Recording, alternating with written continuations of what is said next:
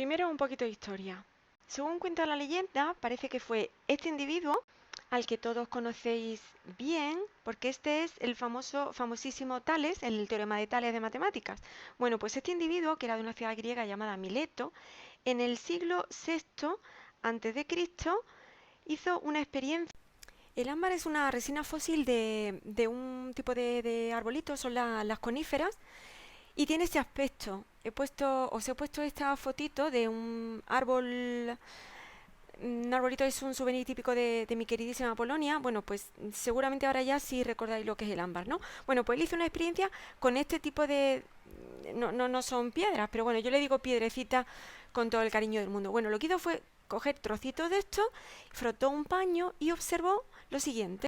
Adquirían la propiedad curiosa de que al acercarla a plumas de aves pequeñitas, las atraía. Entonces, como consecuencia de ser frotada, adquirían esa propiedad curiosa. Y bastantes siglos más tarde, William Gilbert, que era médico de la reina Isabel I de Inglaterra, le dio el nombre de fenómenos eléctricos a este tipo de fenómeno que había observado Tales y que luego se observó que podía pasar con otro tipo de materiales, no solamente con ámbar y pluma de ave. ¿Y de dónde viene este nombre? Bueno, pues ya sabéis que a los científicos les gusta usar mucho el griego. Y qué casualidad que ámbar, lo que nosotros llamamos ámbar, en griego se dice electrón. Entonces, de ahí viene ese tipo de nombre. Es decir, se llamó en principio electricidad, que viene de la palabra electrón, al tipo de propiedad que adquirían el ámbar cuando era frotado. Y fenómenos eléctricos, pues a este tipo de fenómeno en general.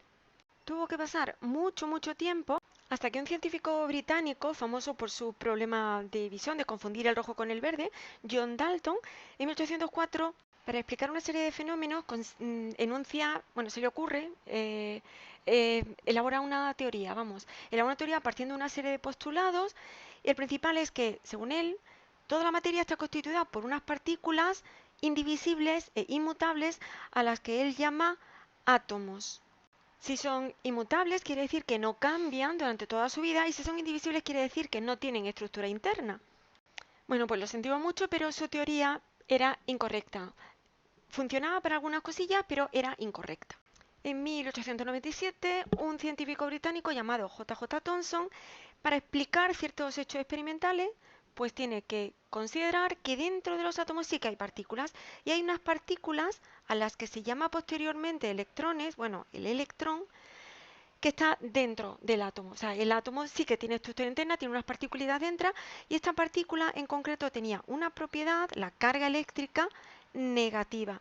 Y era muy ligera, o sea, una masa, bueno, nada, virriosa, muy chiquitita. Pero claro, normalmente la materia no demuestra tener carga eléctrica, hay que hacerle cosita. Entonces, si es neutra, quiere decir que tenía que existir otra partícula con una carga positiva que compensase a esta. Tardaron algunos añitos de encontrar, bueno, mediante una serie de experiencias, encontrar la prueba de que estas partículas existían. Y cuando se encontró, se las llamó protones. O sea que ya tenemos protones con carga positiva y electrones con carga negativa. La masa de los protones era muchísimo más grande que la de los electrones. Aproximadamente la de los protones era unas 2000 veces la masa del electrón. Y ahora surge entonces otra duda. ¿Cómo están situados electrones y protones dentro de los átomos? Bueno, no fue fácil, pero hubo varios intentos de determinar cómo ocurría esto. La primera distribución se le ocurre a un físico británico llamado J.J. Thomson, pero lo sentimos mucho, pero su modelo no es válido porque no explica, o sea, lleva a consecuencias teóricas que están en desacuerdo con los resultados experimentales. Entonces, unos cuantitos años después, Ernest Rutherford, que fue alumno del anterior de J.J. Thomson, explicando, bueno, para poder explicar resultados experimentales de unos alumnos suyos a su vez, pues elabora otro modelo de distribución. Si nos quedamos solamente con lo positivo, lo bueno de este modelo es que es el primero que habla de núcleo, que considera que es una zona muy chiquitita, no sé cuántas veces lo he dicho ya, del centro del átomo que contiene a las partículas positivas, es decir, tiene protones. Entonces, como los protones están cargados positivamente, el núcleo tiene carga positiva. Y además tiene, como los protones, recordáis que la masa de los protones era mucho mayor que la masa de los electrones, aproximadamente 2000 veces mayor, quiere decir que casi toda la masa de los átomos se concentra aquí, en esa zona chiquitita, el núcleo. Y los electrones pues estaban pues por aquí dando vueltas en lo que se llama corteza de los átomos. Por lo tanto, esta parte está cargada negativamente y el núcleo, una zona muy chiquitita, está cargado positivamente y tiene casi toda la masa. Y aunque este modelo tiene eso de positivo, pues tampoco es totalmente válido. Hay que seguir avanzando, hay que seguir investigando en el modelo adecuado. Y en 1913, este científico danés, Niels Bohr, elabora otro modelo que, aunque no es del todo correcto, no es el que se acepta actualmente, pero bueno, nos podemos apañar un poquito, nos sirve para poder explicar lo que pretendíamos explicar en este vídeo. Según este modelo, todos los protones están en una zona muy chiquitita del centro, como decía el modelo anterior, y estos protones hacen que tenga una carga positiva el núcleo. Los protones están quietecitos. Ahora, los electrones se considera que están por aquí, dando vueltas en órbitas circulares solamente de un cierto radio. Y están ocupando unas órbitas que se llaman órbitas permitidas. Y el modelo de Bohr se puede representar más o menos así. Él considera también que todas las partículas positivas, o sea, los protones, están en una zona chiquitita a la que se llama núcleo, entonces esto está cargado positivamente y tiene casi toda la masa. Y luego las otras partículas, los electrones, no nombro los neutrones porque hasta 1932 no se descubren. Bueno, pues estarían dando vueltas en torno al núcleo en órbitas circulares a cierta distancia. Esas órbitas se llaman órbitas permitidas y en cada órbita caben solamente un máximo determinado de partículas que dependen de la órbita, ¿vale? Entonces tendríamos aquí 2, 8, 18, ¿vale? Es una manera sencillita de explicarlo. Y este modelo, que no vamos a explicar en detalle en este vídeo, consigue explicar bastantes cosas. Entonces, fijaos, solamente nos quedamos con una idea. Tenemos toda la materia está hecha de átomos y en los átomos hay unas partículas positivas que están en el centro, en una zona llamada núcleo. Por lo tanto, esto está cargado positivamente, una zona muy pequeñita. Y luego las partículas, las partículas negativas, los electrones, están girando en órbitas circulares a distinta distancia. Bueno, entre el núcleo y los electrones existe una fuerza de interacción, un tipo de interacción que es atractiva porque tienen signo opuesto, se atraen fuertemente, pero cuanto más lejos están los electrones del núcleo, más débilmente se atraen, de tal manera que los que están en la capa más externa, que se llama capa de valencia, pues están débilmente atraídos por el núcleo. Entonces tienen como cierta independencia, podríamos llamarlo así, es decir, se pueden mover como con cierta facilidad, se pueden salir del átomo. Y una vez que ya sabemos qué partículas hay dentro de los átomos y que los electrones de las capas externas tienen cierta libertad de movimiento, vamos ya a explicar por qué ocurren ese tipo de fenómenos con los que todos estamos relacionados. ¿Qué ocurre cuando hacemos esto que se ve en el vídeo? Frotamos una varita de un plástico, de un boli, sobre piel de animal y enseguida adquiere la propiedad de atraer pequeñitos trozos de papel. ¿Esto por qué ocurre? Bueno, ¿y por qué ha ocurrido esto? Para entenderlo, vamos a suponer que podemos ampliar muchísimo una zona de aquí, ¿vale? Y una zona del plastiquito este. Muchísimo. Bueno, tanto que solamente vamos a ver un átomo de piel de conejo y un átomo del bolígrafo. Bueno, con estos dibujitos quiero representar un átomo, dice aquí, un átomo de la piel de conejo.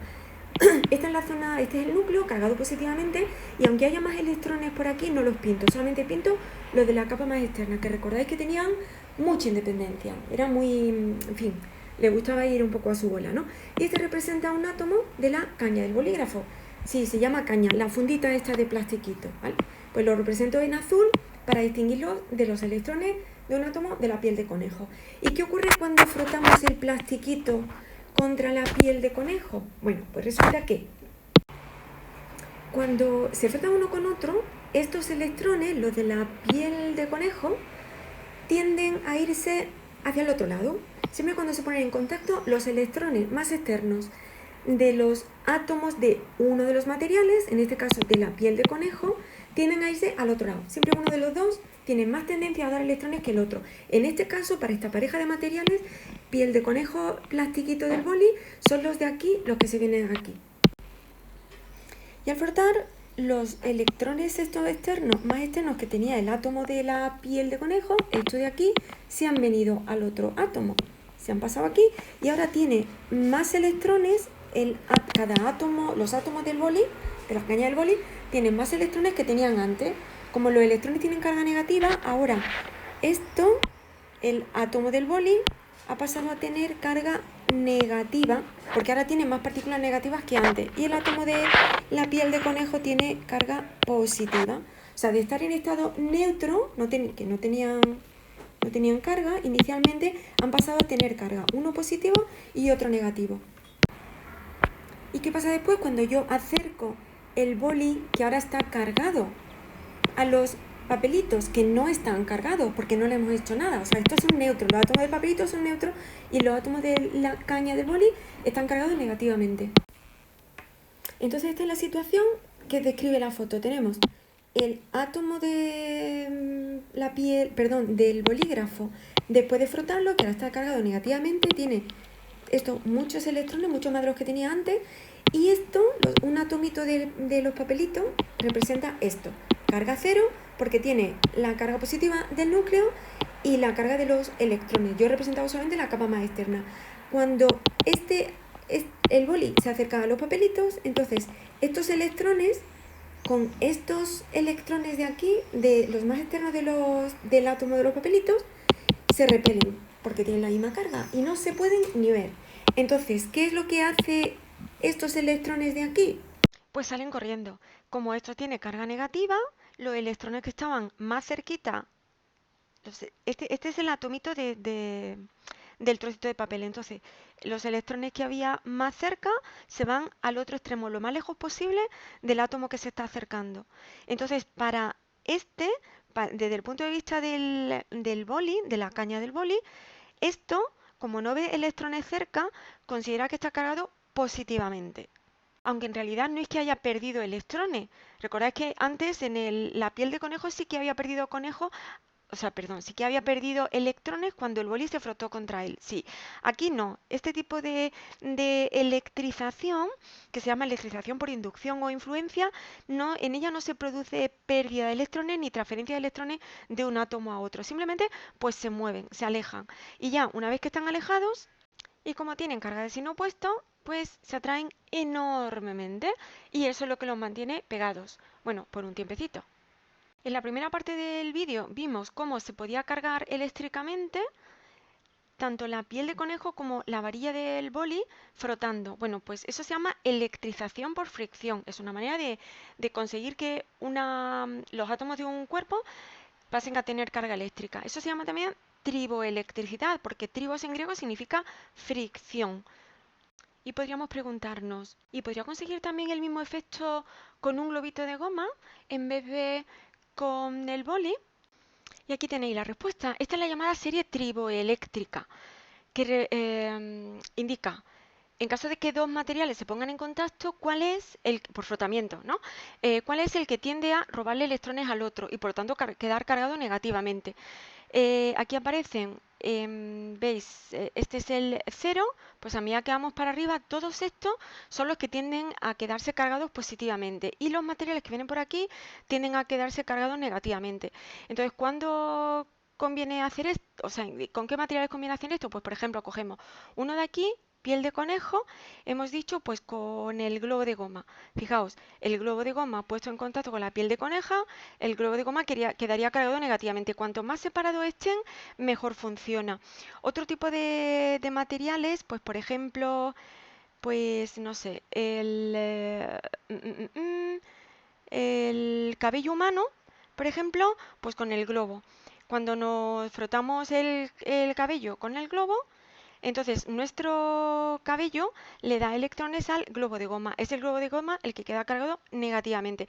Y así podemos, pues, establecer parejitas y sabemos lo que va a pasar, sabemos con qué pareja va a funcionar mejor.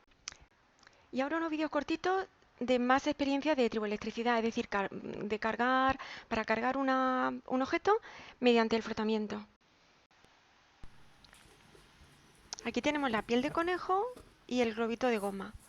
Al frotarlo, tiene lugar una transferencia de electrones desde los átomos de la piel de conejo al globito. Y entonces la piel de conejo queda cargada. Y entonces el globo, los átomos del globo quedan cargados negativamente porque están ganando partículas negativas y los átomos de la piel de conejo están quedando cargados positivamente. ¿Vale? O sea, esto es un ejemplo de electrización por frotamiento o triboelectricidad. Vamos a ver qué pasa después. Cuando vamos acercando, fijaos, una vez que están cargados los átomos de la piel de conejo y del otro, fijaos lo que ha ocurrido, ¿no? Los vamos acercando.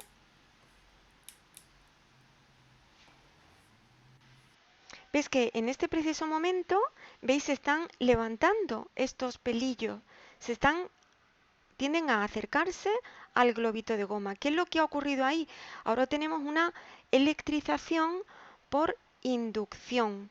Los átomos de los pelillos de conejo, entonces los átomos del globito que tienen carga negativa, porque habían ganado, aparte de los electrones que tenían, que eran los verdecitos, ganan los de los átomos de la piel de conejo, que son los azules. Entonces, como esto tiene carga negativa, al acercarse a los átomos de estos pelillos, que esos átomos están cargados positivamente, entre ellos surge una atracción tremenda. Y por eso es por lo que estos pelillos tienden a acercarse al globito. ¿Vale? Si seguimos, veis, se acercan porque antes habíamos inducido carga de distinto signo, de signo opuesto, y entonces se atraen. Y eso es lo que pasa también cuando nos acercamos, nos frotamos un globo en el pelo y luego lo acercamos lentamente a nuestro pelo y el pelo se levanta, ¿vale? Y ahora vamos a ver cómo se puede desviar un chorro de agua utilizando la triboelectricidad.